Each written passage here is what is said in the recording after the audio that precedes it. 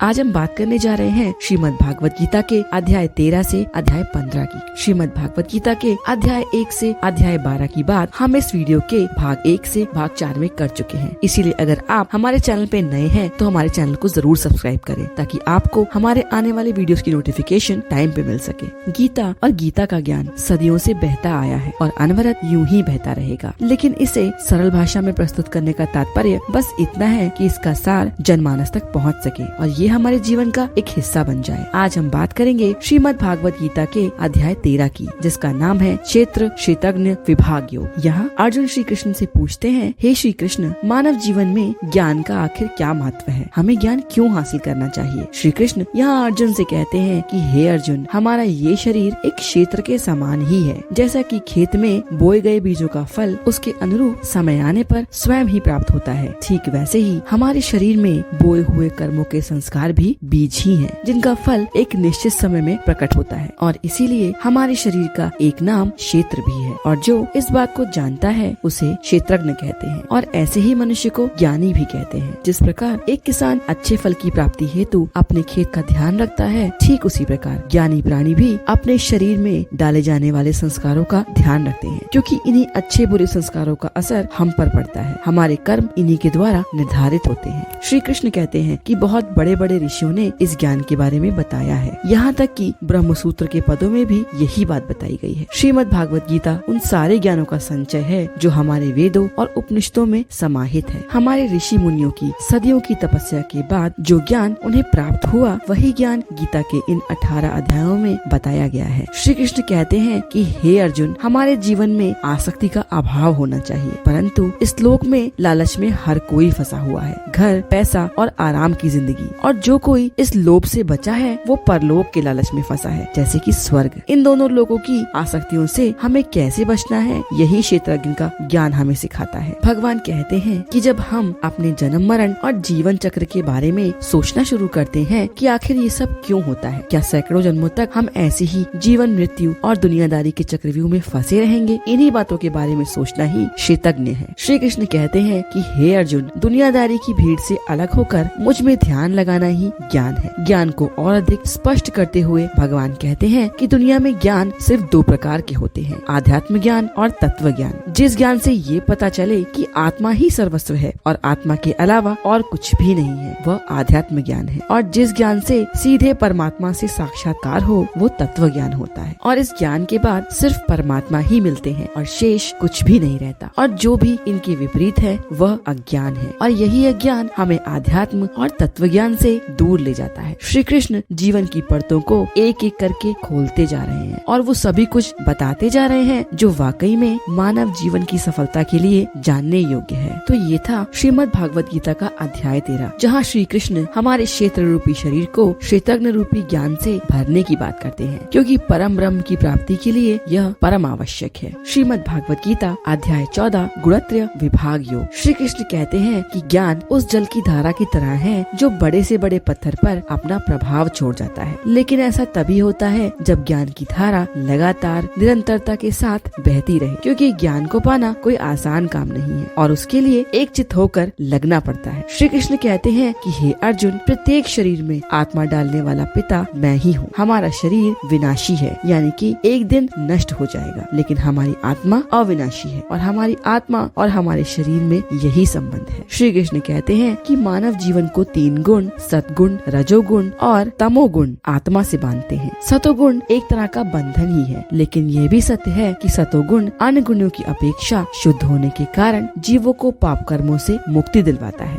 और सतोगुण हमें अज्ञान से दूर करके हमारा साक्षात्कार हमारी ही आत्मा से करवाता है। इस जीवन में जो हमें प्राप्त नहीं होती, उस वस्तु को प्राप्त करने की कोशिश ही तृष्णा होती है, और जो प्राप्त हो जाए और अगर हमारा उससे मोह हो जाता है तो ऐसे मोह को आसक्ति कहते हैं। यहाँ श्री कृष्ण रजोगुण के बारे में बताते हैं। वो कहते हैं कि रजोगुण कामनाओं और लोभ के कारण ही उत्पन्न होता है और इसी गुण के कारण मनुष्य सकाम कर्म में लगा रहता है, यानी कि कर्म करते हुए फल की अभिलाषा करना। कुछ गिनती के लोगों को छोड़कर ये संपूर्ण दुनिया रजोगुण से बंधी हुई है। वहीं दूसरी ओर तमोगुण को समझाते हुए श्री कृष्ण कहते हैं कि आलस्य, आज के कर्मों को कल पर टालने की प्रवृत्ति और निद्रा तमोगुण के ही लक्षण है। निद्रा का अर्थ यहाँ है मनुष्य की वह अवस्था जहाँ वो बिना बिना सोचे समझे बस मशीन की तरह कार्य करता रहता है, लालच और अज्ञान में बस लगा रहता है और इसकी वजह होती है तमोगुण। ये तीनों ही गुण बंधन है। सतोगुण मनुष्य को आत्मा से बांधता है, रजोगुण मनुष्य को सकाम कर्म से बांधता है, यानी कि मनुष्य कर्म के लिए कर्म न करके केवल फल के लिए कर्म करता है, और तमोगुण मनुष्य के ज्ञान को ढककर उसे आलस्य और प्रमाद में बांधता है। अब ये आपको स्वयं देखना है कि आप पर कौन सा गुण प्रभावी हो रहा है। भगवान कहते हैं कि मनुष्य में स्थित सतोगुण उसे ज्ञान से भर देता है, रजोगुण मनुष्य के हृदय में लोभ को अत्यधिक बढ़ावा देता है और विषय भोगों की प्रवृत्ति बढ़ती जाती है। मनुष्य का ध्यान कर्म में न होकर कर्म फल में रहता है। वही तमोगुण से युक्त मनुष्य जीवन में आलस्य प्रमाद की अवस्था में रहता है, हाथ पर हाथ रखकर बैठने में आनंद पाता है और अपने अज्ञान में ही खुश रहता है। तो इसका अर्थ ये है कि उसमें तमोगुण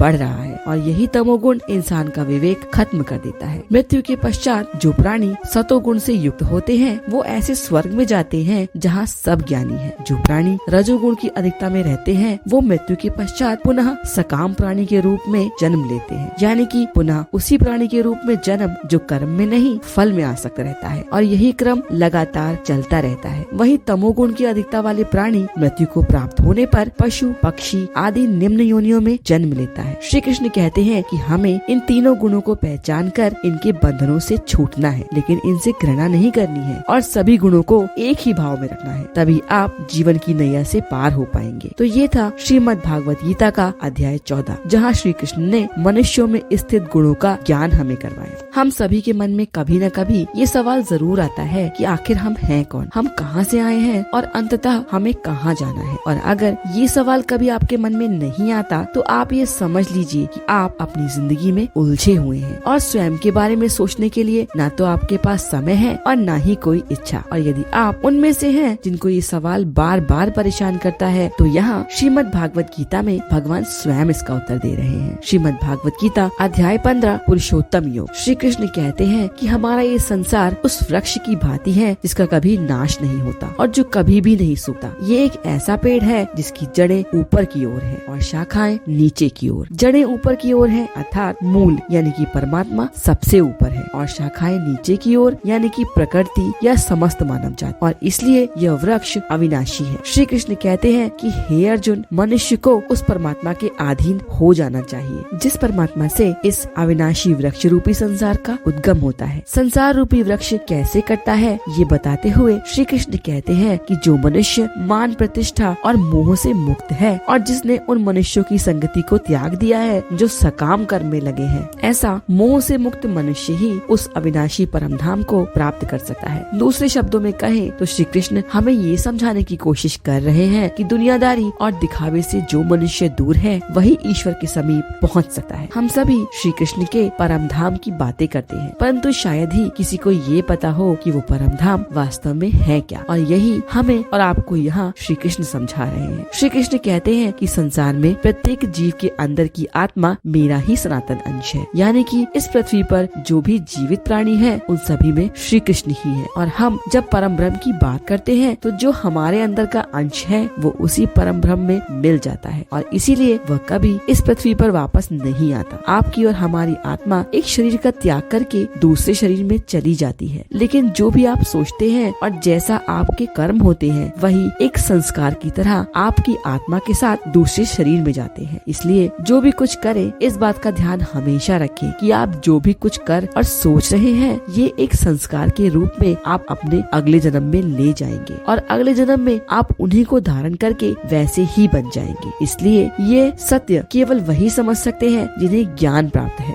श्री कृष्ण कहते हैं कि पृथ्वी की उर्वरता भी मैं ही हूँ और अन्न में जो स्वाद है वो भी मैं ही हूँ, और हमारे पाचन में जो अग्नि हमारे अन्न को पचाकर हमें शक्ति देती है वो अग्नि भी श्री कृष्ण ही है। यहाँ ज्ञान तत्व ये है कि क्योंकि हम सभी श्री कृष्ण के संकल्प का ही परिणाम है, इसलिए इस ब्रह्मांड में हमारी प्रत्येक क्रिया का आधार श्री कृष्ण ही है। इसलिए श्री कृष्ण कहते हैं कि हमें अपना समय इस दुनिया में अधिक से अधिक धन संपत्ति कमाने में नहीं बल्कि अपना समय हमें ज्ञान प्राप्त करके इस संसार की आसक्ति को खत्म करने में लगाना चाहिए, ताकि हम उस आध्यात्म को प्राप्त कर सके जहाँ न कोई दुख और न ही कोई परेशानी हो और जहाँ मनुष्य सदैव आनंदित रहता है। यहाँ अर्जुन श्री कृष्ण से पूछते हैं कि हे श्री कृष्ण, क्या हम इस भौतिक जगत में प्रसन्नता पूर्वक नहीं रह सकते? हमें खुश रहने के लिए लिए आध्यात्मिक जगत ही क्यों आवश्यक है। इस पर श्री कृष्ण कहते हैं, हे अर्जुन, आध्यात्म जगत वो स्थान है जहाँ सूर्य और चंद्र के प्रकाश का भी कोई मोल नहीं है, क्योंकि इस जगत में उपस्थित प्रत्येक व्यक्ति स्वयं ही ज्ञान का प्रकाश स्रोत बन जाता है। श्री कृष्ण कहते हैं कि सभी वेदों का रचनाकार मैं ही हूँ। इस दुनिया में दो प्रकार के जीव हैं, शर और अक्षर। शर वो जो मृत्यु पाता है और अक्षर वो जो अविनाशी है, यानी कि एक आत्मा है और एक परमात्मा, एक ब्रह्म है और एक परम ब्रह्म, और परम ब्रह्म स्वयं श्री कृष्ण ही है। श्री कृष्ण अर्जुन से कहते हैं, हे अर्जुन, यह समस्त ज्ञान जो मैंने तुमको दिया है यह अत्यंत दुर्लभता से मिलने वाला ज्ञान है, और अब तुम्हें स्वयं अपने विवेक से अपना मार्ग चुनना है। या तो तुम्हें इस भौतिक जगत में रहते हुए भौतिक इच्छाओं की पूर्ति करनी है, या फिर इस भौतिक जगत में रहकर समस्त सांसारिक मोह को त्याग कर आध्यात्म की राह पर चलना है, क्योंकि यही राह परम ब्रह्म की राह है। तो ये था श्रीमद् भागवत गीता का अध्याय 15, जहाँ पर श्री कृष्ण अर्जुन को सांसारिक मोह को त्याग कर आध्यात्म की राह पर चलने के लिए प्रेरित करते हैं। आपको ये वीडियो कैसी लगी हमें कमेंट करके जरूर बताएं। अगर आप हमारे चैनल पे नए हैं तो चैनल को लाइक, शेयर और सब्सक्राइब करना ना भूलें, और ऐसे ही और इंस्पिरेशनल थॉट्स के लिए अब आप हमें इंस्टाग्राम, फेसबुक और ट्विटर पर भी फॉलो कर सकते हैं। Thanks for watching.